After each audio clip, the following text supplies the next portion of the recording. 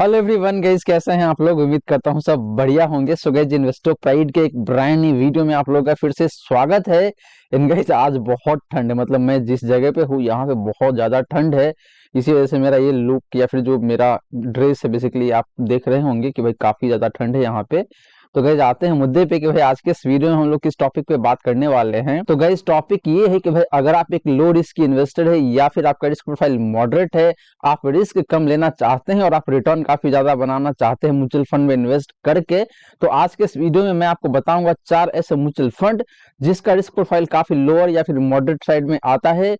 और अगर आप इन चारों ही फंड में 7,000 पर मंथ के हिसाब से एसआईपी करके चलते हैं अगले 18 सालों के लिए, तो आप बना पाएंगे मोटा मोटी 3 करोड़ 11 लाख का corpus.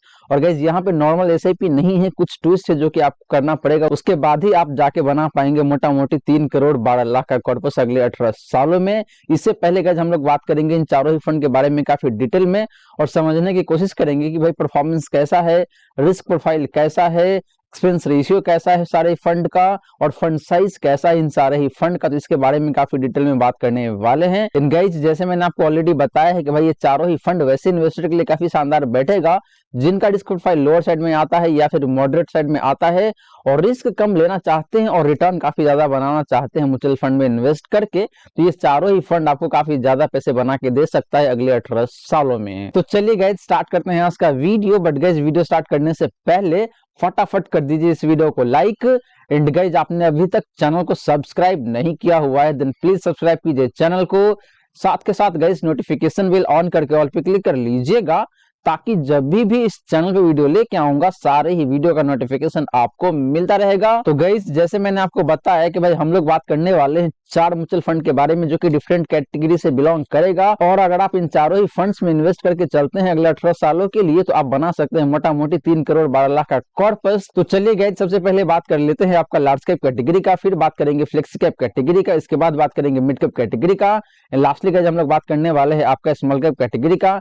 And at the end of the video guys, मैं आपको बताऊंगा कि भाई क्या तरीका है जिसको यूज करके 7,000 पर मंथ के एसआईपी से आप बना सकते हैं 3 करोड़ 12 लाख का कॉर्पस अगले 18 सालों में। तो चलिए पहले बात कर लेते हैं आपका लार्ज कैप कैटेगरी के फंड के बारे में। तो गाइस, बात करें लार्ज कैप कैटेगरी के फंड के बारे में, तो जो फंड मैंने यहाँ पे इंक्लूड किया है आज के इस वीडियो में या फिर आज के इस पोर्टफोलियो में, उस फंड का नाम है आपका निपुण इंडिया लार्ज कैप फंड। इन बात करें इस फंड का इक्विटी एलोकेशन का, तो सबसे पहले बात करते हैं यहाँ पे लार्ज कैप एलोकेशन का, तो निकल के आता है यहाँ पे आपका 88.32% का। बात करें इस मिड कैप एलोकेशन का, तो निकल के आता है यहाँ पे आपका 11.68% का। एंड बात करें इस स्मॉल कैप एलोकेशन का, तो निकल के आता है यहाँ पे आपका 0% का। तो guys, Nippon large cap fund small cap category के स्टॉक्स में बिल्कुल भी पैसे नहीं डालता है, सारा का सारा पैसे देखे तो large cap category and mid cap category के स्टॉक्स में डालता है, जो कि इसके कैटेगरी के हिसाब से सही भी बैठता है, मुझे कहीं कोई दिक्कत नहीं लग रहा है। बात करेंगे जिस फंड का फंड साइज का या फिर एसेट अंडर मैनेजमेंट का, तो निकल के आता है यहाँ पे आपका 20,218 करोड़ का, जो कि देखे तो इसके कैटेगरी के हिसाब से काफी सही है, ना तो बहुत कम है और ना ही बहुत ज्यादा है। गाइस, इस कैटेगरी में कुछ फंड ऐसा भी मिलेगा जिसका फंड साइज 40,000 करोड़ के ऊपर भी दिखने को मिल रहा है, तो यहाँ पे फंड साइज काफी रिजनेबल है, कहीं कोई दिक्कत वाली बात नहीं है। वही बात करेगा जिस फंड का एक्सपेंस रेशियो का, तो निकल के आता है यहाँ पे आपका 0.82% का, जो कि कैटेगरी एवरेज से कम है, तो काफी अच्छी बात है कि भाई ये फंड थोड़ा सा कम एक्सपेंस रेशियो चार्ज करता है अपने इन्वेस्टर से। सिमिलरली बात करेगा इस निप्पॉन लार्ज कैप फंड का हिस्टोरिकल रिटर्न का, तो लास्ट 1 ईयर में इस फंड का रिटर्न काफी अच्छा देखने को मिल जाता है और वो निकल के आता है यहाँ पे आपका 33.87% का। बात करेगा इस पिछले 3 सालों का रिटर्न का, तो ये भी काफी शानदार दिखने को मिल रहा है 24.15% का। सिमिलरली बात करेगा इस पिछले 5 सालों का, तो यहाँ पे भी रिटर्न काफी शानदार है 18.31% का। पिछले 7 सालों में रिटर्न काफी अच्छा दिखने को मिल रहा है। इन पिछले 10 सालों में भी देखे गए तो रिटर्न काफी शानदार दिखने को मिल रहा है 18.47% का। तो guys, Nippon large cap fund across the time frame काफी शानदार तरीके से परफॉर्म करके दिया हुआ है एंड अपना benchmark index as well as category average दोनों को ही काफी अच्छे खासे मार्जिन से बीट करा हुआ है अक्रॉस द टाइम फ्रेम, यानी कि सारे के सारे टाइम फ्रेम में इस फंड ने अपने benchmark index as well as category average दोनों को ही बीट करा हुआ है। इन गाइस, रैंकिंग वाइज भी देखे तो लास्ट 1 ईयर में इस फंड का रैंकिंग 11th नंबर पे आता है। वहीं बात करें पिछले 3 सालों का, तो यहाँ पे रैंकिंग तीसरे नंबर पे आता है। पिछले 5 सालों में 5वें नंबर पे रैंकिंग आ रहा है। एंड जैसे आप बात करते हैं पिछले 7 सालों का या फिर पिछले 10 सालों का, तो यहाँ पे नंबर 1 रैंकिंग पे खड़ा है निप्पॉन लार्ज कैप फंड, अगर आप बात करते हैं हिस्टोरिकल रिटर्न का। तो गाइस, जैसे मैंने आपको बताया कि भाई निप्पॉन लार्ज कैप फंड का परफॉर्मेंस काफी काफी शानदार देखने को मिल रहा है अपने कैटेगरी में, तो ये फंड आपके पोर्टफोलियो में जरूर होना चाहिए अगर आप थोड़ा सा सेफ प्ले करना चाहते हैं इस वोलाटाइल मार्केट में। तो वहीं गाइस बात करें निप्पॉन लार्ज कैप फंड का रिस्क रेशियोज का, तो सबसे पहले बात करते हैं यहाँ पे स्टैंडर्ड डिवीजन का। तो निकल के आता है यहाँ पे आपका 14.08 का, जो कि कैटेगरी एवरेज से थोड़ा सा ज्यादा दिखने को मिल रहा है। इसका मतलब ये है कि इस फंड का रिटर्न थोड़ा सा ज्यादा वोलेटाइल रहता है, लेकिन गाइस बहुत ज्यादा का डिफरेंस नहीं है। सिर्फ और सिर्फ देखे तो 0.2 के आसपास का ही डिफरेंस दिखने को मिल रहा है, जो कि ज्यादा डिफरेंस नहीं है। तो इस फंड का वोलेटिलिटी भी काफी अच्छा है, कहीं कोई दिक्कत वाली बात नहीं है। बात करें इस फंड का शार्प रेशियो का, तो निकल के आता है यहाँ पे आपका 1.38 का, जो कि कैटेगरी एवरेज के कंपैरिजन में काफी अच्छा शार्प रेशियो दिखने को मिल रहा है। इसका मतलब ये है कि भाई इस फंड का रिटर्न अपने रिस्क के कंपैरिजन में काफी शानदार दिखने को मिल जाता है। लास्टली बात करेंगे अल्फा का, तो निकल के आता है यहाँ पे आपका 6.38% का, जो कि कैटेगरी एवरेज के कंपैरिजन में काफी ज्यादा दिखने को मिल रहा है। इसका मतलब ये गाइस कि निप्पॉन लार्ज कैप फंड अपने बेंचमार्क इंडेक्स को काफी अच्छे खासे मार्जिन से बीट करता है अगर आप बात करते हैं पिछले 3 सालों का रिटर्न का। तो गाइस ये रही सारी की सारी बातें आपका निप्पॉन लार्ज कैप फंड का। और गाइस यहाँ पे देखे तो मुझे ये फंड ओवरऑल काफी शानदार दिखने को मिल रहा है, वो चाहे बात करें आप इक्विटी एलोकेशन का, या फिर फंड साइज का, या फिर एक्सपेंस रेशियो का, या फिर हिस्टोरिकल रिटर्न का। रिटर्न के मामले में तो काफी जबरदस्त रिटर्न है गाइस। एंड गाइस इस फंड का रिस्क रेशियोज भी देखे तो काफी शानदार दिखने को मिल रहा है, वो चाहे बात करें आप स्टैंडर्ड डिवीजन का, या फिर शार्प रेशियो का, या फिर अल्फा का। अब चलिए गाइस बात कर लेते हैं फ्लेक्सी कैप कैटेगरी के फंड के बारे में। बट गाइस वीडियो में आगे बढ़ने से पहले आपने वीडियो को अभी तक लाइक नहीं किया हुआ है, देन प्लीज वीडियो को लाइक करें, साथ के साथ गाइस चैनल को सब्सक्राइब करके रखिएगा एंड नोटिफिकेशन बेल ऑन करके ऑल पे क्लिक कर लीजिएगा, ताकि जब भी इस चैनल पे वीडियो लेके आऊंगा सारे ही वीडियो का नोटिफिकेशन आपको मिलता रहेगा। तो चलिए गाइस बात कर लेते हैं फ्लेक्सी कैप कैटेगरी के फंड के बारे में। गाइस बात करें फ्लेक्सी कैप कैटेगरी के फंड के बारे में, तो यहाँ पे जो मैंने फंड चूज करा हुआ है उस फंड का नाम है आपका पराग पारिक फ्लेक्सी कैप फंड। बात करेंगे जिस फंड का इक्विटी एलोकेशन का, तो लार्ज कैप में जो एलोकेशन है जो निकल के आता है यहाँ पे आपका 88.5% का। बात करेंगे मिड कैप एलोकेशन का, तो निकल के आता है यहाँ पे आपका 10.8% का। एंड बात करेंगे स्मॉल कैप एलोकेशन का, तो निकल के आता है यहाँ पे आपका 0.69% का। तो guys Parag Parikh flexi cap fund small cap category के स्टॉक्स में ना के बराबर पैसे डालता है at this point in time. कहने का मतलब ये है गाइस कि आगे चल के हो सकता है कि Parag Parikh flexi cap fund market का जो कंडीशन है उसको देखते हुए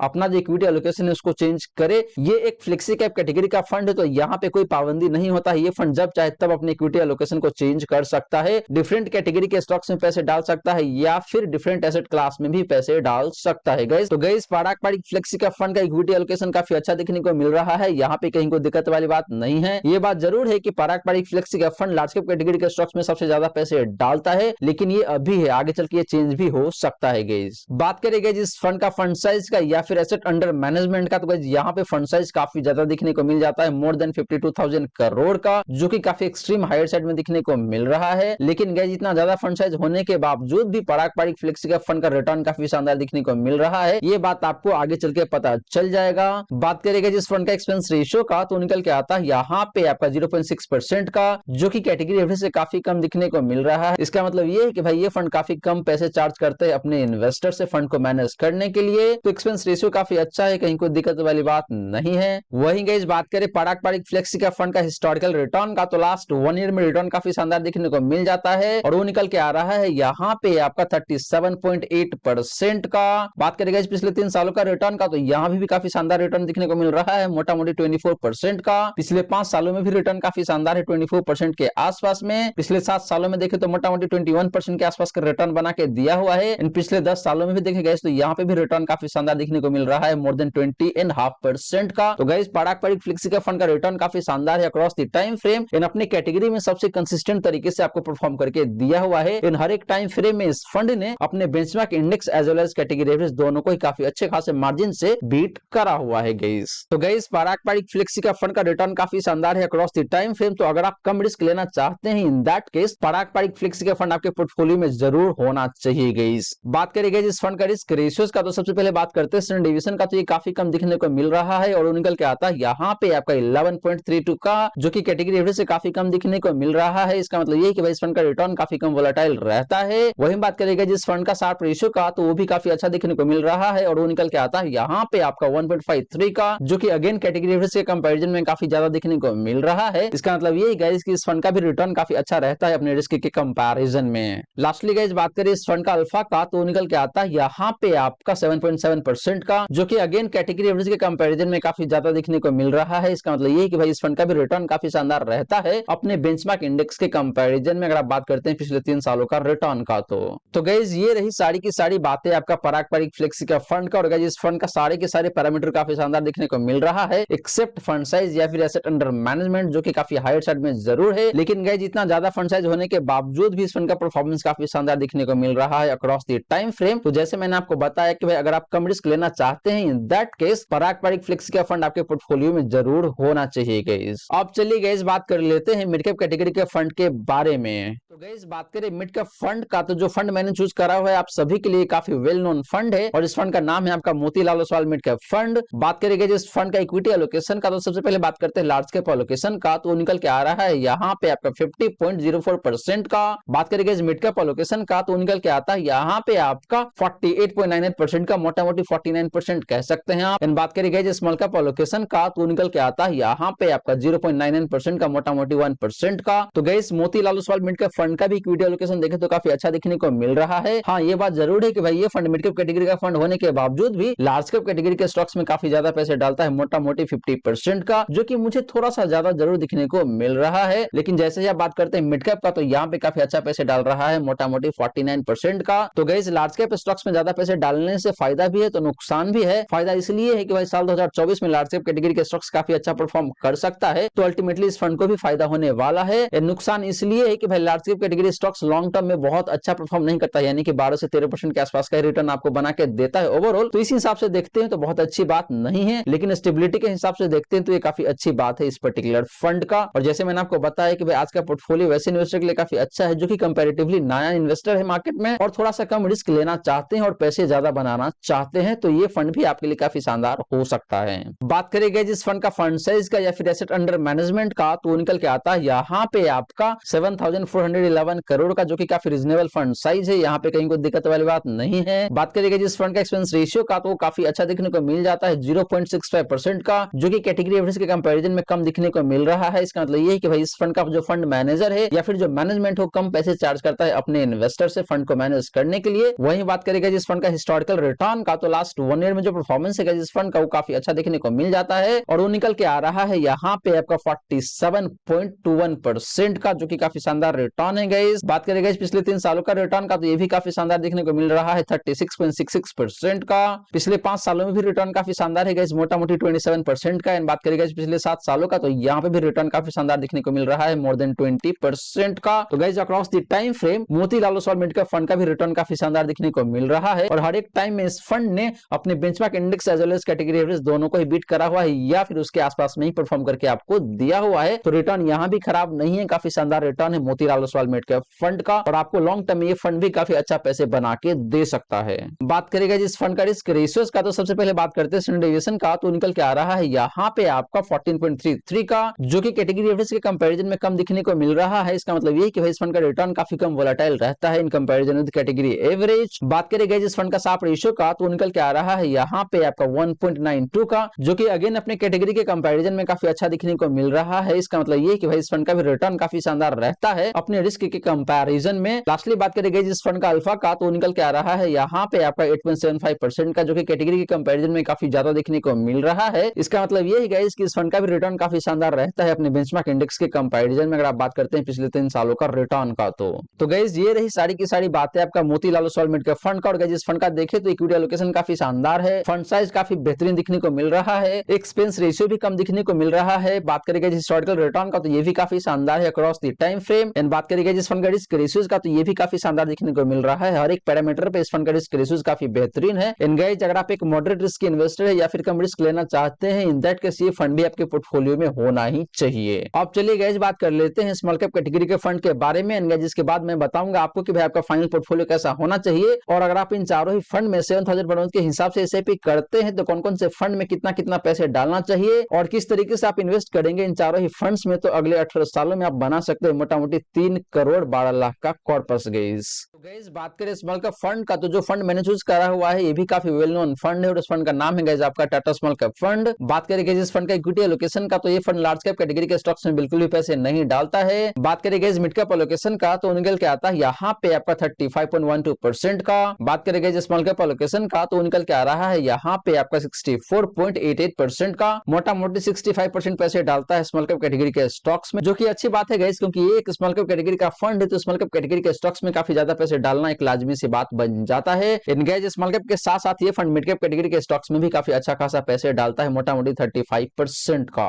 तो guys Tata small cap fund का इक्विटी एलोकेशन काफी अच्छा देखने को मिल रहा है, मुझे कहीं कोई शिकायत नहीं है। यहाँ पे बात करेंगे जिस फंड का फंड साइज का या फिर एसेट अंडर मैनेजमेंट का तो निकल के आ रहा है यहाँ पे आपका 5819 करोड़ का, जो कि काफी रीजनेबल फंड साइज देखने को मिल रहा है इस फंड का। बात करेंगे जिस फंड का एक्सपेंस रेशियो का तो ये काफी कम दिखने को मिल जाता है 0.32% का, जो कि अपनी कैटेगरी के कंपैरिजन में काफी कम दिखने को मिल रहा है, मोटा मोटी आधे के एक्सपेंस रेशियो पे मिल रहा है ये फंड, जो कि काफी अच्छी बात है गाइस। बात करेंगे टाटा स्मॉल कैप फंड का हिस्टोरिकल रिटर्न का तो सबसे पहले बात करते हैं लास्ट 1 ईयर का। तो लास्ट 1 ईयर में रिटर्न काफी अच्छा देखने को मिल रहा है, मोटा मोटी 37% का, जो कि benchmark as well as category average दोनों के कंपैरिजन में कम दिखने को मिल रहा है। लेकिन जैसे ही आप बात करते हैं पिछले 3 सालों का तो यहाँ पर रिटर्न काफी शानदार देखने को मिल रहा है, मोटा मोटी 37.5% का, जो कि benchmark as well as category average दोनों के कंपैरिजन में काफी ज्यादा देखने को मिल रहा है। इन सिमिलर सा कहानी है गाइस पिछले 5 सालों में, यहाँ पे भी रिटर्न काफी शानदार देखने को मिल रहा है, मोटा मोटी 28% का, जो कि again benchmark index as well as category average दोनों के कंपैरिजन में ज्यादा देखने को मिल रहा है। तो गाइस लास्ट 1 ईयर में बहुत अच्छा परफॉर्म नहीं करा हुआ इस फंड ने, लेकिन जैसे ही आप बात करते हैं पिछले 3 सालों का या फिर पिछले 5 सालों का तो यहाँ पे परफॉर्मेंस काफी शानदार देखने को मिल रहा है टाटा स्मॉल कैप फंड का। एनगेज इस फंड को मोटा मोटी 5 साल ही हुआ है, तो इसलिए आपको 7 साल का डेटा नहीं दिखने को मिल रहा है और पिछले 10 सालों का भी डेटा नहीं दिखने को मिल रहा है। तो परफॉर्मेंस काफी अच्छा है बारिंग लास्ट 1 ईयर जहां पे इसने काफी एवरेज परफॉर्म करा हुआ है, लेकिन पिछले 3 सालों में पिछले 5 सालों में काफी शानदार तरीके से परफॉर्म करके आपको दिया हुआ है। तो रिटर्न काफी शानदार है पिछले 3 सालों का एंड पिछले 5 सालों का।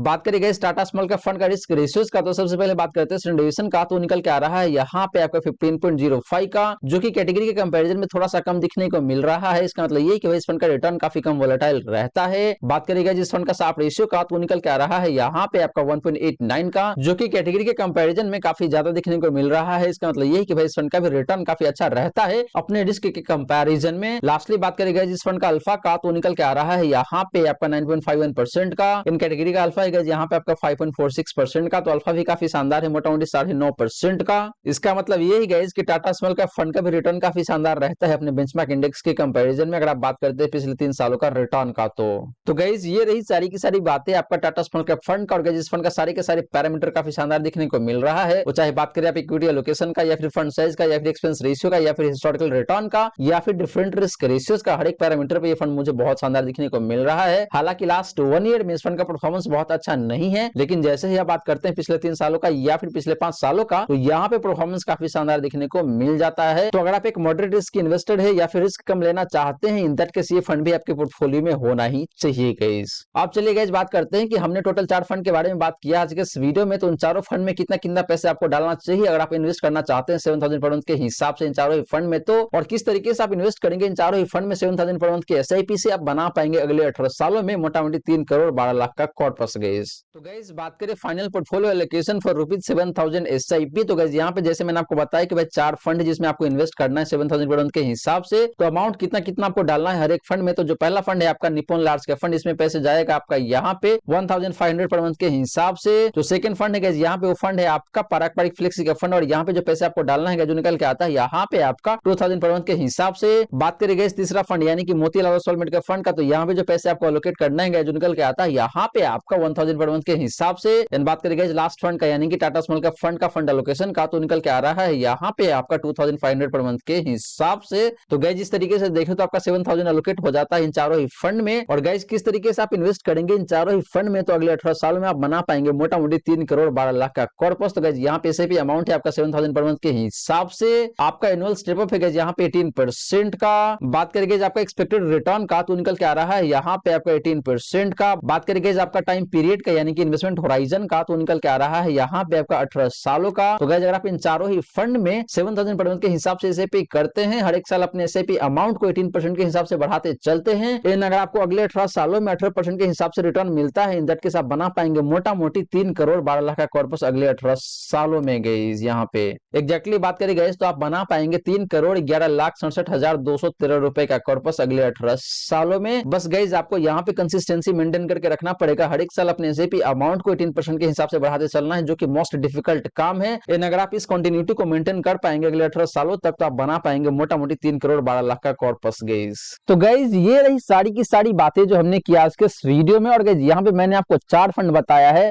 पहला फंड है आपका निप्पॉन लार्ज कैप फंड, दूसरा फंड है आपका पारक पारिक फ्लेक्सी कैप फंड, तीसरा फंड है गाइस आपका मिड कैप कैटेगरी से Motilal Oswal mid cap fund, इन चौथा फंड है गाइस आपका स्मॉल कैप कैटेगरी से टाटा स्मॉल कैप फंड। और गाइस इन चारों फंड में अगर आप 7000 पर मंथ के हिसाब से एसआईपी करते हैं अगले 18 सालों के लिए, तो आप बना पाएंगे मोटा मोटी 3 करोड़ 12 लाख का कॉर्पस। गाइस यहाँ पे ट्विस्ट ये है कि भाई आपको हर एक साल अपने एसआईपी अमाउंट को 18% के हिसाब से बढ़ाते चलना है। और अगर आपको 18% के हिसाब से रिटर्न मिलता है अगले 18 सालों के लिए, तो आप बना पाएंगे मोटा मोटी 3 करोड़ 12 लाख का कॉर्पस अगले 18 सालों में। और गाइस इन चारों ही फंड में आपको कितना कितना पैसे एलोकेट करना है वो भी मैंने आपको ऑलरेडी बता दिया है। तो गाइस आशा करता हूं जितनी भी बातें मैंने बताने की कोशिश किया है सारी की सारी बातें आपको समझ में आ गया होगा। मन में अगर कोई डाउट है, कोई क्वेश्चन है तो कमेंट सेक्शन में पूछ लीजिए। वहीं गाइस वीडियो अच्छी लगी हो तो वीडियो को लाइक करके अप्रिशिएट जरूर करें। एंड गाइस आपने अभी तक चैनल को सब्सक्राइब नहीं किया हुआ है देन प्लीज सब्सक्राइब कीजिए चैनल को। साथ के साथ गाइस नोटिफिकेशन बेल ऑन करके ऑल पे क्लिक कर लीजिएगा, ताकि जब भी इस चैनल पे वीडियो लेके आऊंगा सारे ही वीडियो का नोटिफिकेशन आपको मिलता रहेगा। So guys thank you so much for watching this video. मिलते हैं अगले वीडियो में। जय हिंद जय भारत।